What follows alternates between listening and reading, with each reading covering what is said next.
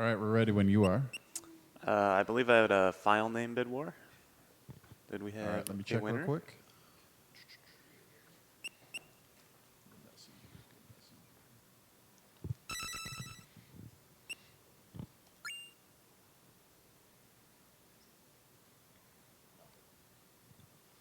Your choice, because there was nothing donated. All right. $10 for Elmo's Letter Adventure. All right, there you go. Is that 10 characters or less? Abbreviated, however you best Maybe just name work it it out. Elmo. Elmo. Elmo? We can go with Elmo. All right.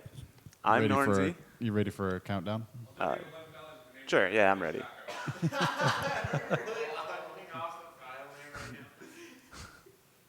All right, I'll start you off at 5 then. Okay. 5, 4, 3, 2, 1, go. Good luck. Thanks. I'm Nornsy, and on the couch, I have OoB, who will be doing some commentary. Hello. This is the messenger, and in the messenger you play as a ninja. And right now, we need to get to our lessons, our ninja lessons. We're a lazy ninja. We do not like lessons.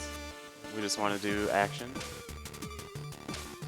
And right now, we're learning how to cloud step, which is essentially if you hit an object or enemy in midair, you get a second jump. And that is like the most basic thing you'll be seeing throughout this entire run. So we made it to our lessons, but it turns out there's a prophecy that every 500 years, this guy upcoming comes to destroy the Earth. And in this prophecy, a hero from the West comes and saves us. That is what is supposed to happen. But instead, like, he helps out for a second, and then he gives you a message to deliver to the mountains in the east. And that's pretty much the story we're going to be going with here. So he's like, take this message and go to the east. And I'll hit these two for luck. A lot of different runners have various rituals and things they do that cost no time, but they like to do them.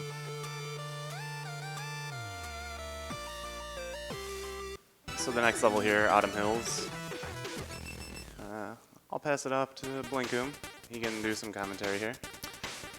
So the main objective in this entire game is to run right as consistently as possible. So everything he's doing and all of the routing is kind of built around how he can jump over or around enemies to try to continually keep right momentum going. At the same time, you notice he's going to be catching some of these lanterns to get these crystals. At certain points throughout the run, he needs certain numbers of crystals to stop at the shop. The first of which is he needs 40 for the first upgrade that I'll be getting. And this game is nice in that it seems almost conveniently set up to get you the exact amount of crystals you need at the exact spot that you would need them. And so here we have our first upgrade, which is, I don't know the name of it, Noah. So the main, so you get upgrades from time to time in those shops. They give you a story one, which is the climbing claws, which is a blessing and a curse. They let you climb, but they also let you stick to walls when you'd rather fall down straight. And I also picked up the ability to slash projectiles, which that's what I used my 40 time shards on. Okay. Oh.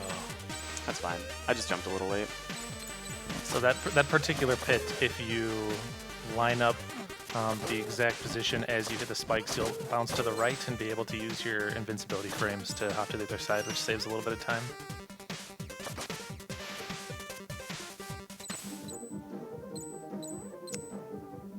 A neat little touch they did here is they muffle the music when you're underwater.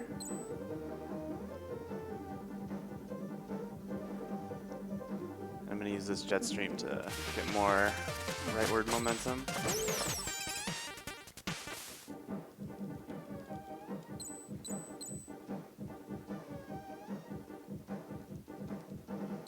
So there are multiple ways you can take this. You can do the damage boost through that spike. It saves like a few frames. But I'm just gonna go super safe.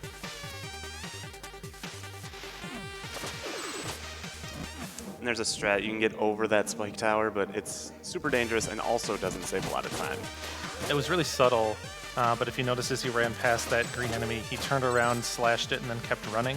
For some reason, the green enemies, or maybe any enemy that doesn't die in one slash, and a couple interactable objects in the game, when you slash them, you get a little burst of speed. So if you can, without really losing any other time, it's advantageous to turn around, slash them, and keep running to get that quarter second you'd save or whatever it might be. So if you're confused about the category, there are a million categories for this game. And I'll be running the 8-bit no out of bounds category, which is not the entire game, it's just a large portion of the game, in which it looks like an NES game. This game switches between NES and like SNES style art and music too. But I'll be just doing the NES stuff. This category is designed to basically let you play all the parts of the game that play like the old 2D Ninja Gaiden games. So I have a lot of money, so that's a good thing. I need 130 by the time I hit the next shop, and I'll have about 146, 147.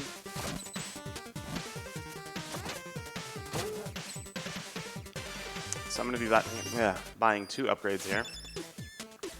One is the shurikens, and one is air recovery. So if I get hit in the air, I can recover and not get knocked back forever. And the reason he wants to buy the shurikens here is because they're required to get the quick kill on this boss. So the boss will throw all of the leaves that surround his body, and using the shurikens and slashes kind of in alternating, we should be able to kill him in one cycle here. Yeah. Oh, that was really good. Yeah, that was good. You can tell how good you did by how far to the left the disc of leaves is. So one thing to note there is when you throw a shuriken, it resets your sword attack animation. So if you just mash both buttons, you're doing max damage.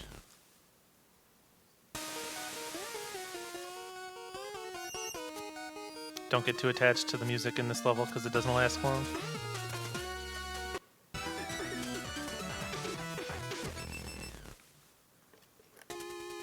So another cool thing, the developers enjoy speedruns and make it easy for speedrunners.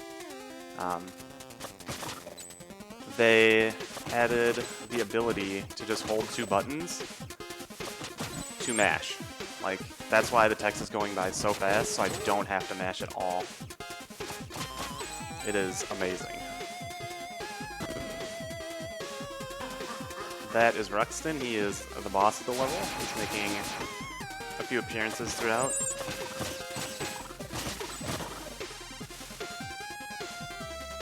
There are some very dangerous tricks in this game, or this specific level, I should say, and game.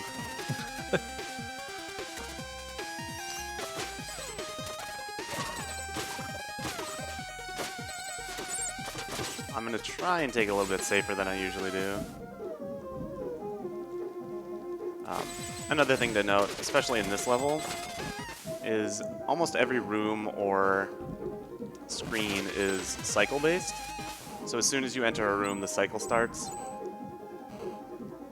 And there's not a lot of RNG, so pretty much any screw-up is on me, which is always a nice feeling.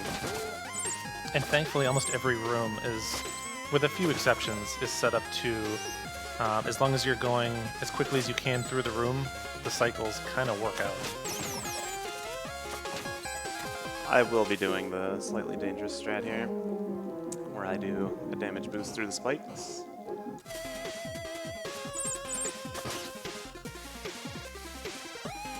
And I'll be grabbing health a little bit in this next room.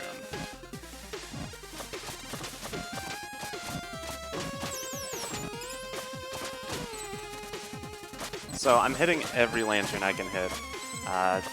Lanterns usually have those 3 time shards, And I need money. I need those time shards. They can also drop shurikens or health drops. So I'll be hitting certain lanterns to fill up my health to do dangerous tricks. So that room that he just did, there is very little randomness in this game, but these wizards are one element of randomness. And so they can spawn and move to kind of any location, and you have to kill all three before you can exit their room. So thankfully it wasn't too terrible of a pattern for him. So in a couple of rooms here is like the noob killer, at least in my opinion. Weird. Okay, so the next room has a crusher that I'm going to try and skip. Hopefully I don't go too fast, which I generally do. This is one of the rooms where if you do it as fast as you can, you'll hit that spike ball. Whew. That worked out perfect. That looks so scary every time. So this boss, he has two patterns. In a future update, they're just going to make it so you get the good pattern every time, as long as it's your first time through. But he can either go up or down, and we want him to go up. It'll allow for a very quick kill. It'll be very nice. There we go.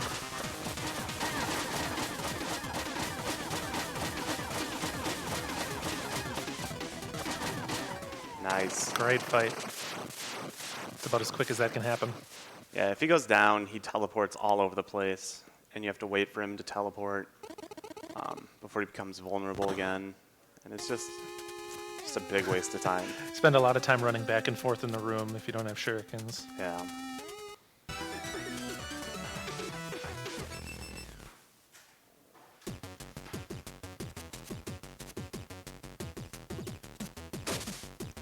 I will not be singing the Chinese food song.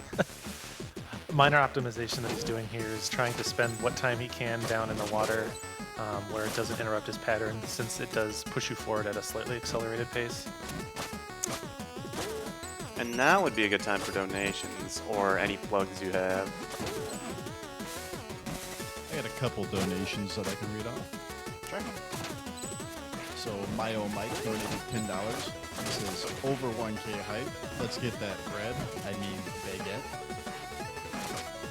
And then just like the folks in the audience said, we had a $10 donation for Elmo's letter adventure, which was quickly beaten by an $11 donation for a fish taco. Thank you, Polecat and Knucklebolt, for those donations. Alright. There's another example if he slashes that switch and then starts running to the right again, and it speeds up his movement a little. That looks like I go out of bounds, but technically it's not. That worked out.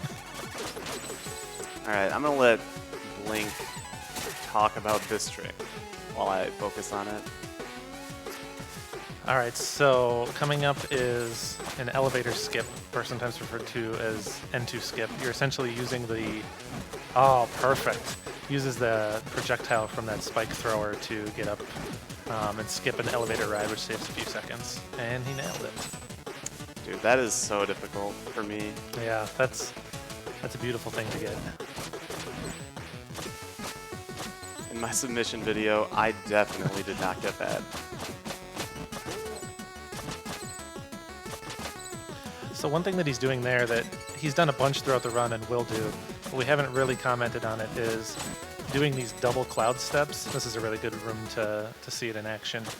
Essentially, he's slashing at the lowest part of the lantern, cloud jumping, and then slashing again before he passes the lantern, which lets him get 2 cloud step jumps off of one lantern and get more height. It's really useful for getting through rooms, not unintended, but very efficiently. Yeah, you essentially get like a third jump. Mm-hmm. Alright, in this level, I'm going to be getting a couple of abilities and a story ability, which is like a gliding cloak or glide suit. And we needed 275 by this shop, so we have more than enough money, and that is one of the last really critical updates or upgrades. There's one more shop visit after this, though. So also what I bought there was the ability to dash in the water, which you'll only see once, I think, in this category. Yeah, when you do see it, it looks great, though. I also got the ability to slash, like I do a spin slash downward. That's fine. Which will let me get a lot of height, and it's like this. It's super easy to hit enemies from above.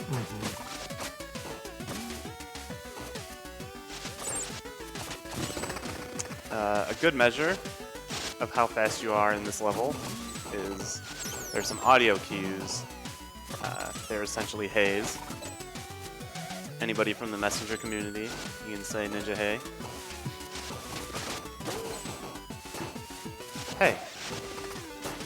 So I know I'm a little behind, but it's not too bad. It's like half a second or something. Take a damage boost there. Saves like a quarter of a second. You can damage boost through the first spike cylinder ball thing, saw. And that's faster, but it's a lot tighter of a window.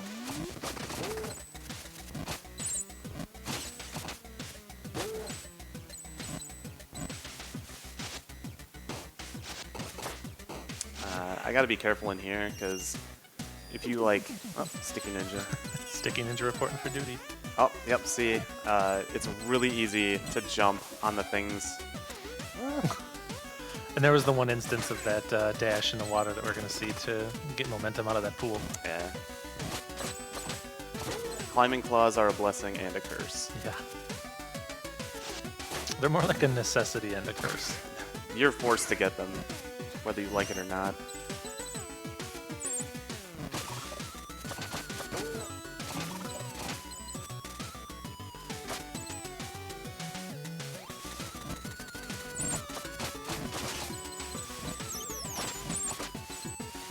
Hey. Okay, we're a couple rooms behind, but it's still absolutely fine. One little thing that he did there is he did that kind of glide slash off of the air current. For some reason, when you do that in an air current, you move vertically at like 2 or 3 times the normal speed. Yeah, you get like a big upward boost. So for this boss, we can 2-cycle it. What he's going to be doing is hitting the center 7 times and then getting the last 8th hit from the side of the screen, so he's set up to take that jet and immediately get up here, which gives you some extra time to slash and lets you cut out 1 cycle, so you can do it in 2 rather than in 3.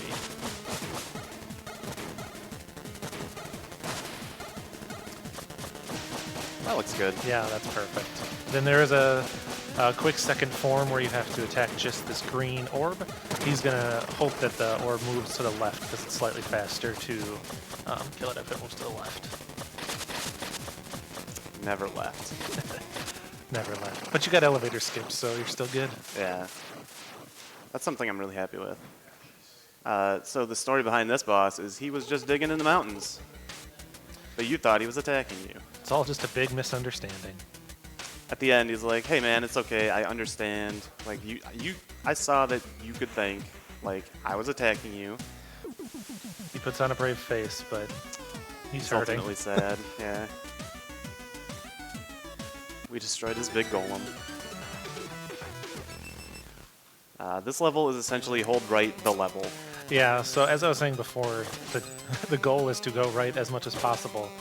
And now that we have the glide and that gliding slash and basically all of our upgrades, well, Shroom, more than any other level, I think, just kind of works out where you can keep your right momentum basically constantly. So it looks great when it's done optimally because you really just never stop moving to the right. And there's a couple of really long rooms that sell that. This is the long room. Yeah.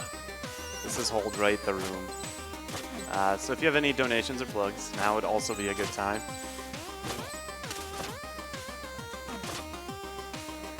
I do have one $20 donation from a user named Anon. He says, "Messenger hype." Thank you. Dude, messenger hype. No kidding.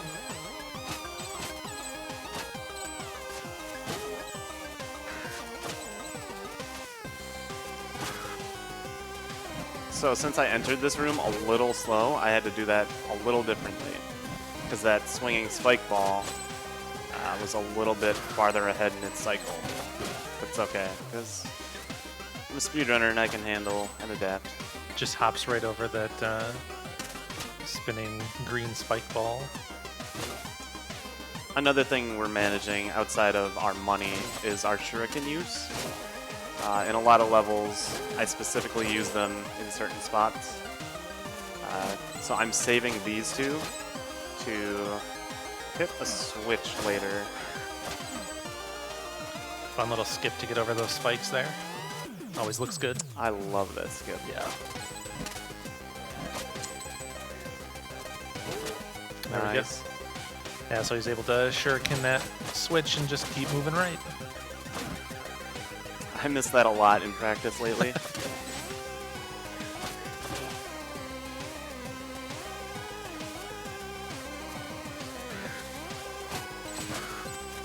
I don't need no help. If he does this room optimally, he'll get hit twice. I think I'm gonna get hit 3. I meant 3 times to do it optimally. That was optimal, he's right. Yep. Alright. Coming up, there's gonna be a small little skip if I'm fast enough in this room. I am probably not fast enough in this room since I got hit there. This is a scary room because if you just kind of rush forward as you've been trying to do the whole game, depending on how efficient you were, you'll just smash your head into those spikes, and it does not go well. Alright, so this boss fight is going to be an absolute show.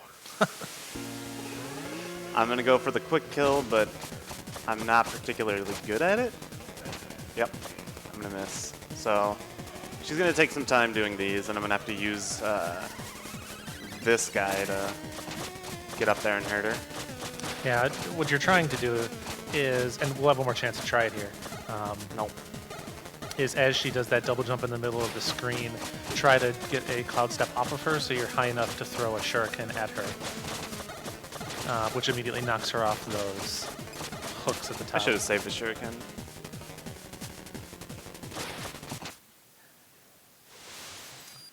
So if I had done that right, like I would have, she would have been done a bit ago. You almost always want to be hitting her. And if she hits a ring up there and you throw a shuriken, it knocks her down and you can continue hitting her.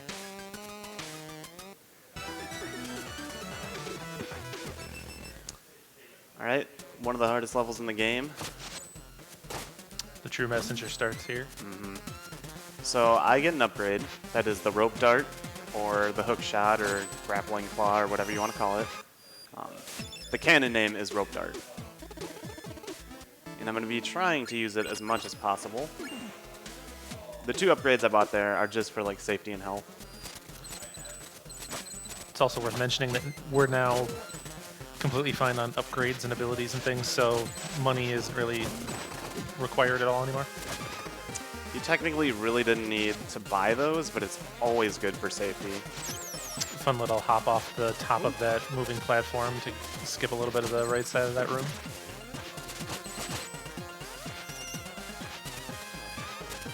But yeah, there's almost no end to the amount of optimization you can do with the rope dart. Any tiny ledge or moving enemy like this or lantern you can use to get a little bit of extra speed. And Nice.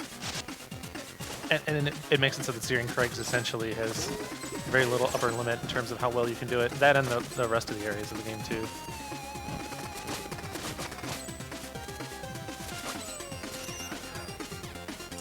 Alright, here's another skip I've not been able to get lately. I'm going to use this guy. There we Nice. go. So there's a lot of climbing that I'm not doing because I'm super fast.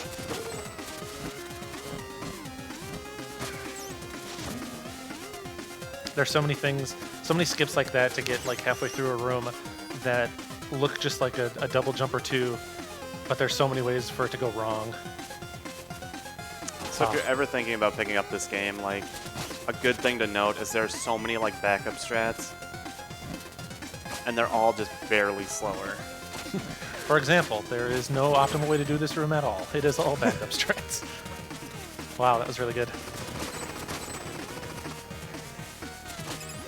All right, so for the boss fight coming up, these two brothers, or I assume brothers, will tag in and out. You'll be fighting one at a time. The red one can only be attacked from the back, and the green one can only be attacked from the front. So you're trying to do as much damage on one as you can before they tag, trying to basically eliminate them in as few tags as possible. Any attack where they're together and they throw each other is just bad time. Yeah, it just eats time. You want to see stuff like this, like an attack where you have tons of time to slash one of the brothers.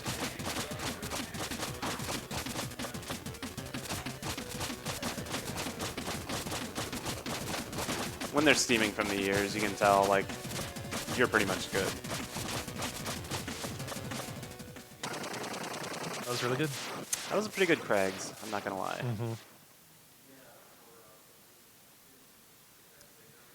So the next level is super vertical. It always looks good if you do it right. I'm gonna skip the entire first area just by using wall climb to the right. Usually you have to go left and up some platforms and come back to the right. Yeah, this is where the messenger switches from going right as fast as you can to going up as fast as you can.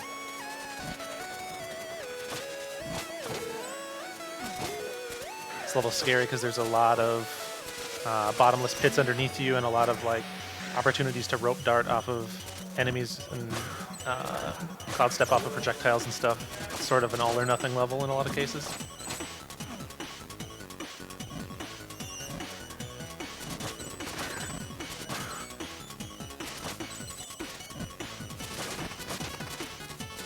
I swear getting between those two spikes is way harder than he makes it look. I've never done it. I've gotten pretty good at that, actually. I make that room look super easy.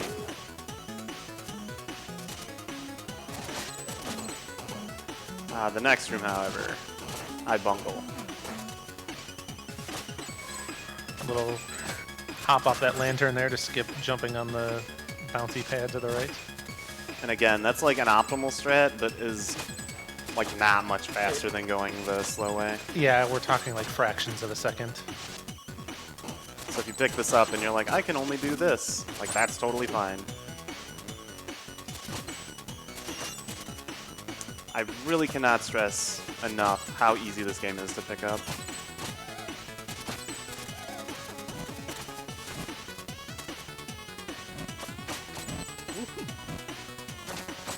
That's fine. I'm going to skip a lot of stuff by doing the double cloud jump here. You'd have to take the lanterns all the way up each time. But you don't have to if you know how to double cloud jump.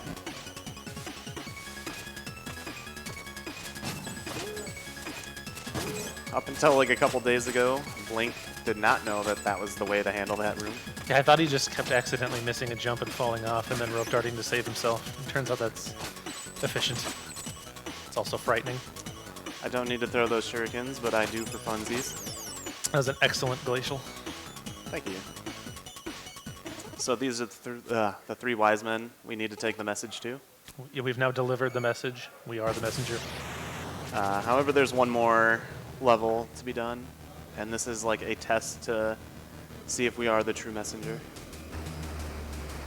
In keeping with the spirit of the rest of this game, this area has a lot of small optimizations that save a little bit of time, but also can go wrong very quickly. So it's very accommodating to new and old runners of the game. You can essentially do it as fast as you want to and take as much risk as you want to and be rewarded accordingly. Yeah, so this is a very dangerous, very, very dangerous level. Yeah, these lasers do what, 4? Yep, lasers do 4, spikes do 3, moving spikes only do 1. And then there are crushers in a bunch of rooms here which can instantly kill you too, so really there's not any threat in this level that doesn't do at least half of your health. And we just said lasers do 4 damage, but the real enemy in this game is wizards. Our buddy the wizards. This guy was very nice. Yeah. Well, he or his brothers will have an opportunity to come back and try again. I've missed this skip a lot. Oh, There you I go. got it this time. If you do that one at a slightly different timing, you can like end up within the crusher itself, which is strange. I don't know if that's faster in any way, but it looks weird. I'm just gonna wait this one out. He was rude. Yeah, see that wizard kind of guarded the door, so if we tried to rush the laser, we probably would have taken a hit.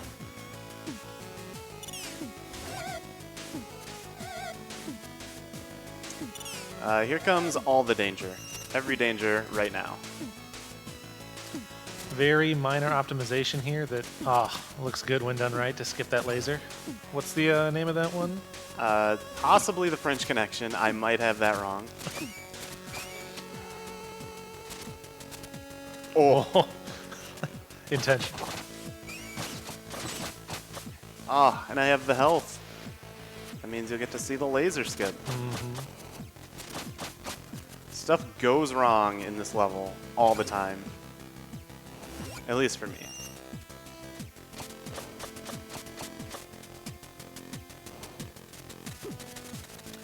So you're kind of rewarded for having done well the rest of the level because you can skip waiting for that second platform and those lasers. I was a little late there, but I still managed it, Yep. which is nice.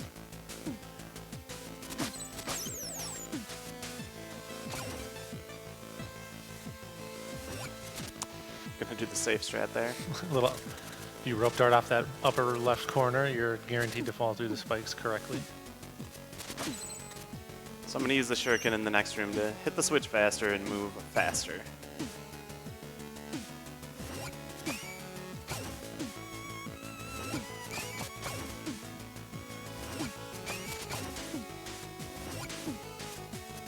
I'm gonna play the next room pretty dangerously. No, I'm not. Never mind.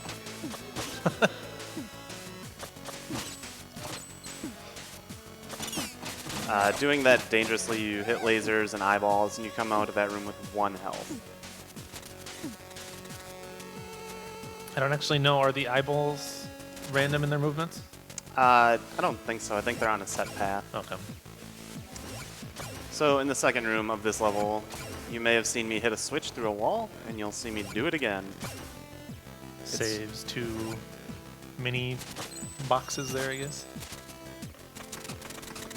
It's much easier than it looks, even though it looks pretty easy. So the upcoming boss, I'm going to be abusing the rope dart's iframes,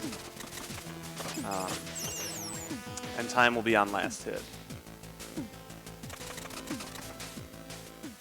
Yeah, so he'll get to the boss's head and basically slash and rope dart alternating because there's a little bit of invincibility tied to like when and how you rope dart, which will let him stay centered on the boss's head and kind of stay in place rather than having to stand on the hands or fall back down and dodge attacks. Every now and again he's going to do sort of a clap that tries to push you away, and if you have a cloud step available and are able to rope dart, you can just get right back in, as you're seeing right there. So we're just kind of trying to stay centered here.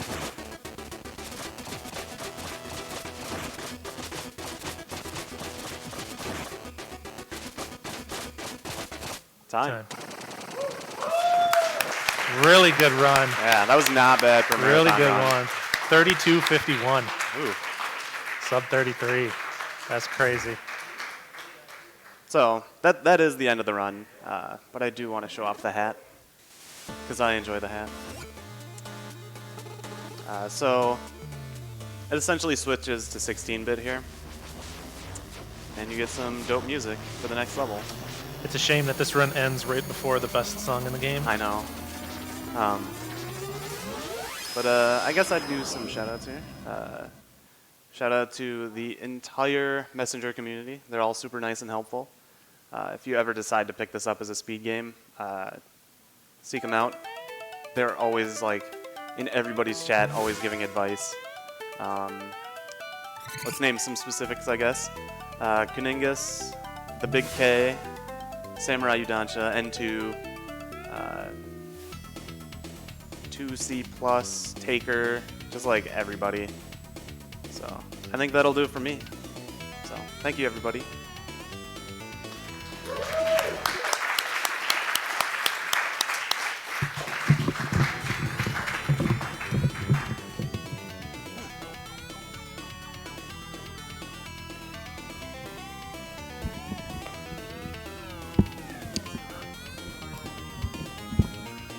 Thank you for that run.